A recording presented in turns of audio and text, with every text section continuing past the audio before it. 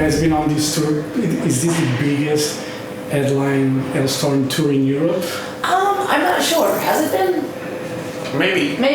It's hard to tell because I think that and I'm not blaming COVID or anything, but considering Let's blame COVID for everything. Well, considering the past couple of years have been strange, it's hard to tell because in some ways, the things that we were building up to do immediately after our last album cycle over here in Europe got postponed for years. So now it's like there are certain areas where I feel like we're experiencing them for the first time, or we're reintroducing ourselves to an area. So in some places it seems like it's the biggest we've ever done, and in some places it seems like it's just the beginning. I think it's good. The promoters are all happy. Yeah, it's pretty much sold amazing. out. Yeah. And, we're going to end the album cycle with the biggest headline show we've ever done. So, yeah. Speaking of that, Wembley, it's obviously a mythical place in England, in London, for bands. Are you guys planning something special for that night? Oh, yeah. Oh, yes. We'll see how it goes.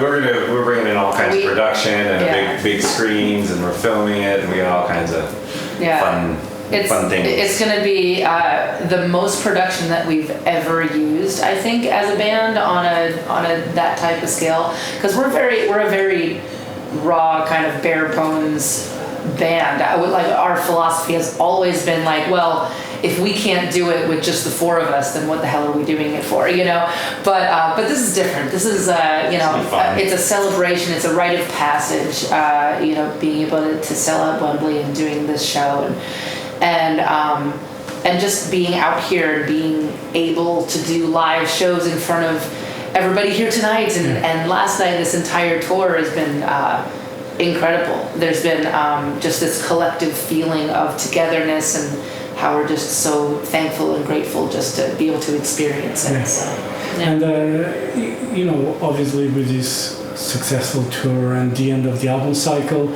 I know you guys already were in Nashville with Dave Cobb doing some stuff. Was that already songs written from those sessions or just ideas? Not at all. We went in with nothing. Yeah. We had no songs, no Maybe idea. some riffs, We had some riffs and like choruses and everything, but it wasn't like we came in with these demos. And to be honest, Dave Cobb didn't want that at all. We walked in, we're like almost apologetic, like I'm sorry, but like we've been really busy and I just have bits and pieces of things I think are special. He's like, good. I don't want any demos, no plan, no nothing. So we're like, what do you mean, no plan? And it was amazing. We woke up every single day. We were from 11 a.m. to 11 p.m. on average every single day.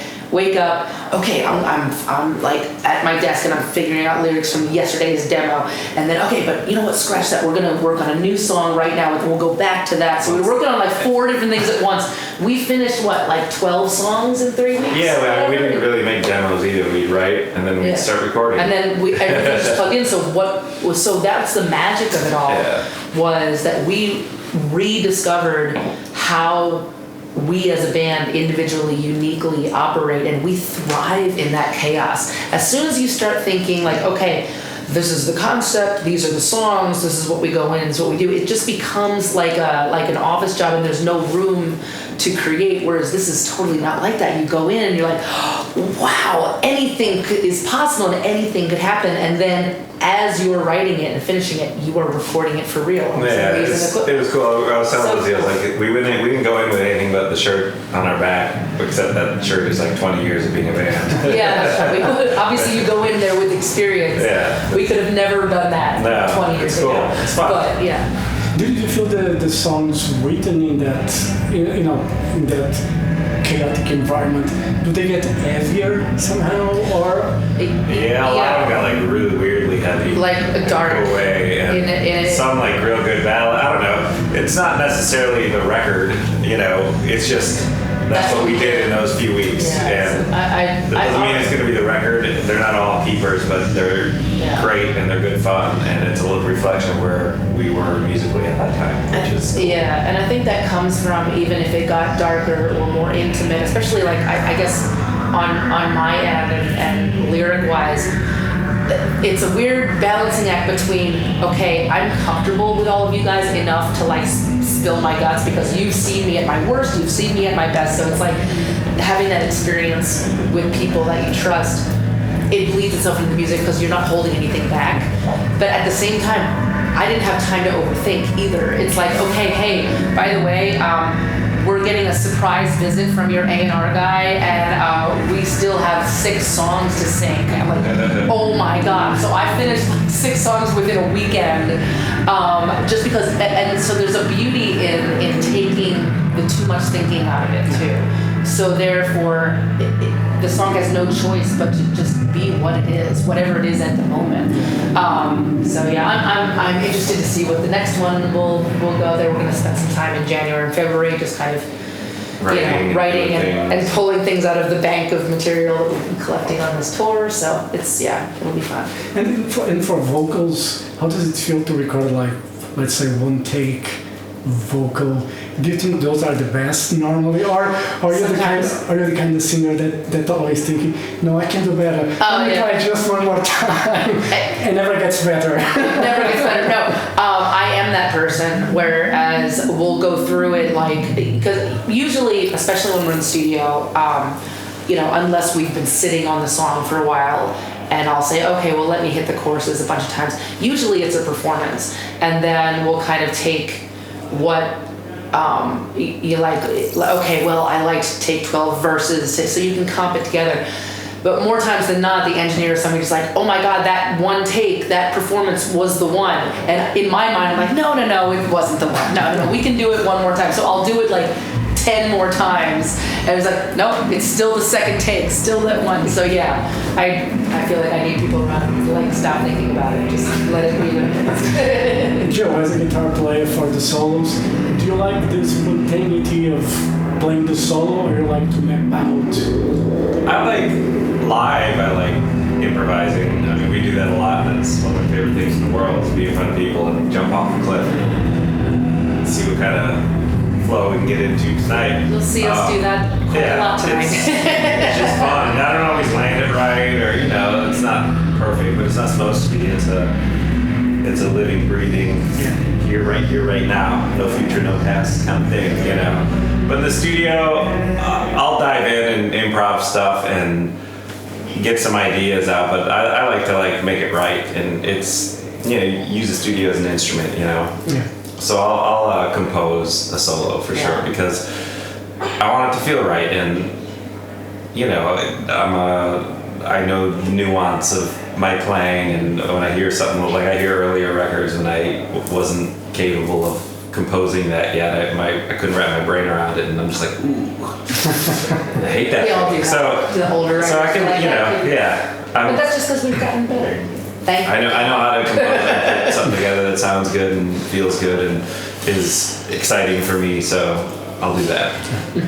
But being band musicians, obviously sometimes if you're a perfectionist, you tend to overdo it. And from what I was saying working with Dave Cobb, he likes the in the moment kind of it's a good thing. balance. Yeah. And when you guys in January, February, you guys working with Dave Cobb again, or are you guys going to work on your own? We got all kinds of shit we gotta do. It's like we're gonna. So it's funny because I'm sure we'll get in there at some point. Well, yeah, we'll end up getting into the studio with Cobb, absolutely. But then in January, February, we're gonna kind of like. You and I are going to be like in our band basement and try to like sift through all the ideas that we've had over the past like couple whatever years on the road, and then there's a bunch of like really like crazy songwriter guys that like write for some big people that want to like get into a room with me and try to come up with some stuff. So I'm just like, ooh, I'm excited about that too. Fun. Yeah. So we'll see. Fresh meat. May the best song win. That's all. I don't know. It's going to be great. Some people I've never written with before, so. And working with different people, is there any specific artist, composer, producer that you would like to work with that you haven't had a chance yet? That I haven't had a chance yet? This is a little... it's really not out of anybody's ballpark. I don't believe that there are necessarily genre lines anymore. But I'd really love to work with Brandi Carlile. Put it out there. Because I think that she has one of the very few otherworldly voices that still has this kind of the soul hasn't been sucked out of it yet, you know?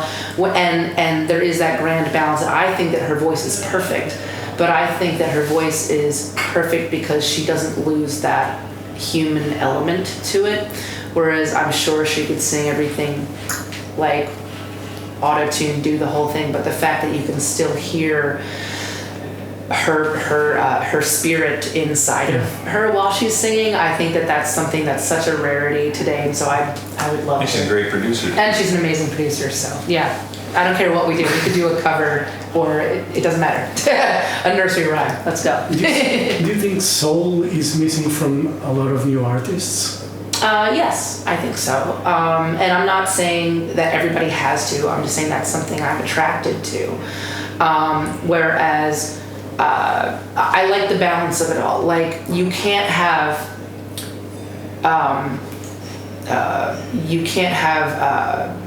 a perfect or a near perfect part. You can't have something be tight without the chaos, because just tightness for tightness sake is boring without the chaos. But you can't just have chaos or it's a mess, and so you need to have those anchors. And I think a lot of people either go for one or the other, whereas I think that in hard rock in general, like hard rock, heavier music, really everything, in the last few years has gotten very perfect and electronic almost, and which is fine. There's a lot of people doing really cool shit, pushing boundaries in a neat way, but I think a lot of folks are kind of hiding behind some technology, and there's some new guys like that kid in Bad Omens is deadly, man. He's got a million gears to his voice, and he uses them all, and there's people still pushing and incorporating some of that with some of the soul and so there's some good stuff out there, but I hope more of that blooms. There's a risk, and part of the reason, and it's not just because it's an old school way of doing something. The reason that we have continued to play live is because when you wake up in the morning, no matter what you do, it's not going to be a perfect day. Now, it could be a near perfect day. All that really happened was I bit my tongue while I was trying to brush my teeth. That's the only thing that you can. Or I could say something to my partner that's going to ruin us for the next 3 days, and everyone's going to be pissed off. So, like, your level of perfection. When you go out on stage, we're not looking for perfection, and we're not even really looking for perfection in the studio. It's making moments. What's the moment that I'm going to connect with you in a way that will never happen again? You and I had that moment, and that's what I think is what music is all about. And so, sometimes you got to jump out of the plane, like Joe said.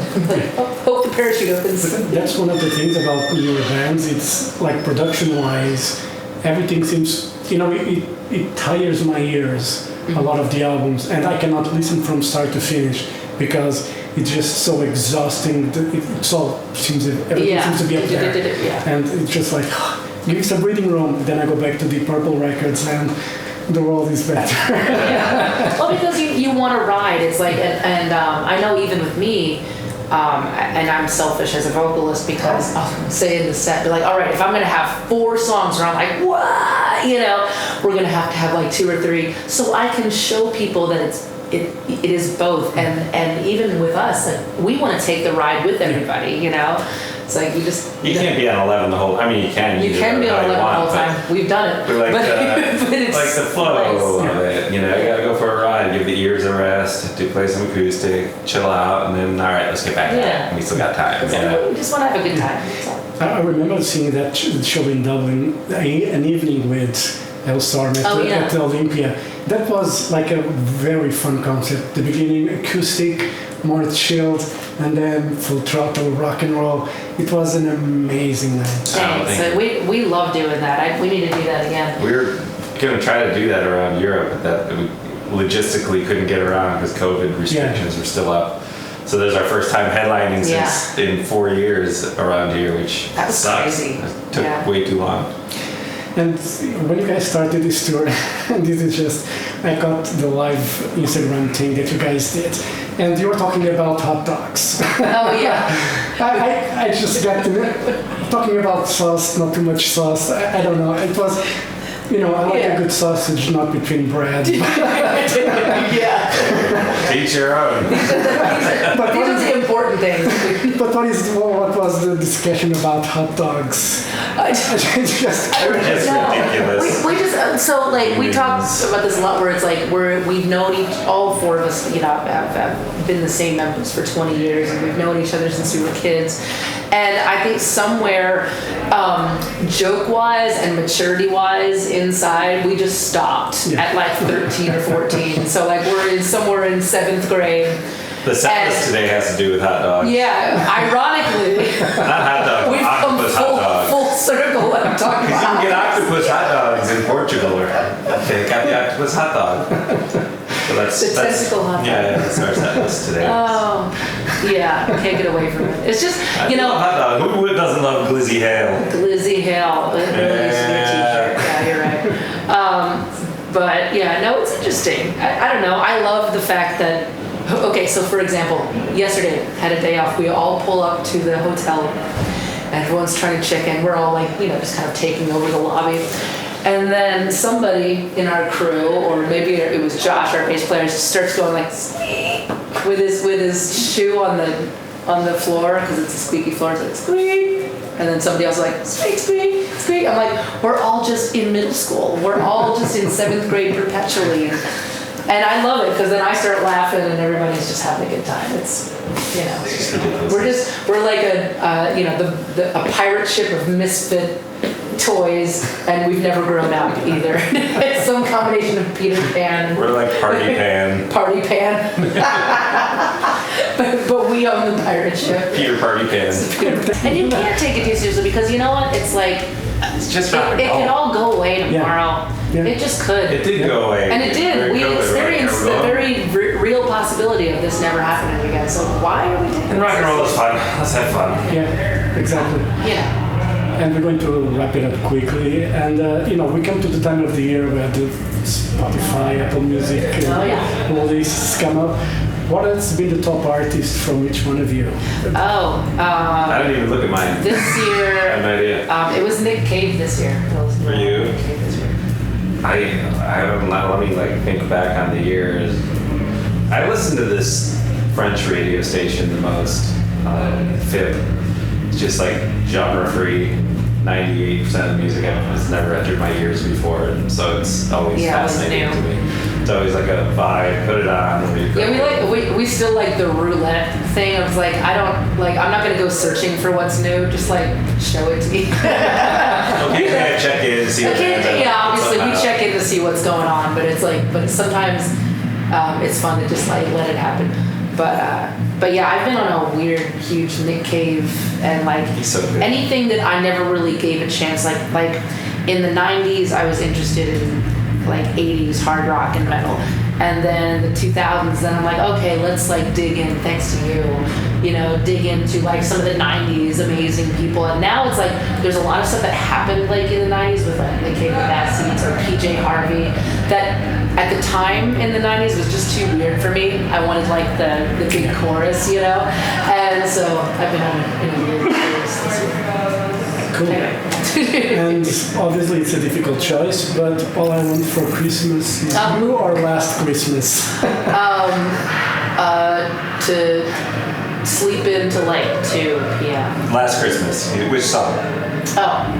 All I Want for Christmas or Last Christmas? Oh, All I Want for Christmas or Last Christmas? Last Christmas. Last Christmas. Yeah. Myself. Yeah, you have to go. I thought you guys what I wanted from Christmas. But you can tell me what you want. Oh, yeah. What do you want? I should have said that. No, definitely Last Christmas. He can't go wrong with George. So. Tea or coffee? Coffee. Although I'm getting into a tea. You are. I'm getting there. You're like a nighttime I'm a nighttime teaer, yeah. And now this is a weird one, but sleeping with socks. Yay or no? Oh, God. No, I think, okay, so I'm weird because sometimes I will go to bed very cold.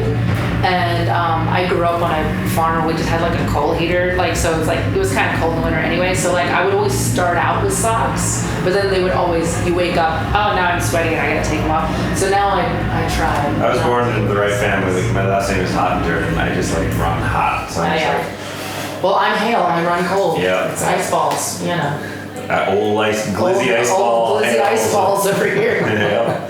That's our girl. Nope. These are the important conversations. And everything going on in the world today, like hot dogs. And we talk about hot dogs and talk about anything. That's true. Lzzy, Joe, thank you very much for your time. Thank you so much. Looking forward to see you guys again on stage. Yes. We talked about the ride as, witnessing your live shows. It's going to be fantastic, I'm sure. And, I just hope you guys come back soon again. I know, me too. We will. Yeah. We just got to prove ourselves tonight, We don't have anything to prove. Thank you. Have a great day, and I'll see you in a bit. Yes. Thank you.